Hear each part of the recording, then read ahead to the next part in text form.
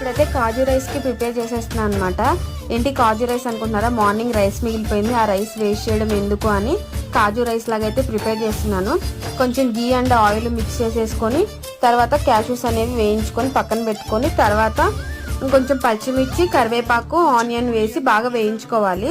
తర్వాత కొంచెం పసుపు, ఉప్పు కూడా వేసుకొని బాగా వేగిన తర్వాత అల్లం వెల్లుల్లి పేస్ట్ వేసుకోవాలన్నమాట.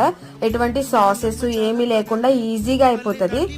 ఇంకా తర్వాత లాస్ట్ లో కొంచెం అయితే గరం మసాలా కూడా యాడ్ చేసుకొని తర్వాత మనం మార్నింగ్ మిగిలిన రైస్ ఉంది కదా అదైతే వేసుకొని బాగా మిక్స్ చేసేసుకోవడమే. మార్నింగ్ టైం లంచ్ బాక్సెస్ కానీ అంటే ఈజీగా అయిపోతుంది అనమాట. ఎవరు లంచ్ బాక్సెస్ అయినా కానీ అండ్ టేస్ట్ కూడా సూపర్ ఉంటుంది. ఎందుకంటే పిల్లలకు కూడా చాలా హెల్తీగా తినొచ్చు. సాసెస్ అవేం వేయం కదా. ఎలా ఉంటుంది ఏంటని నేను కూడా ఫస్ట్ టైమే ట్రై చేశాను అనమాట.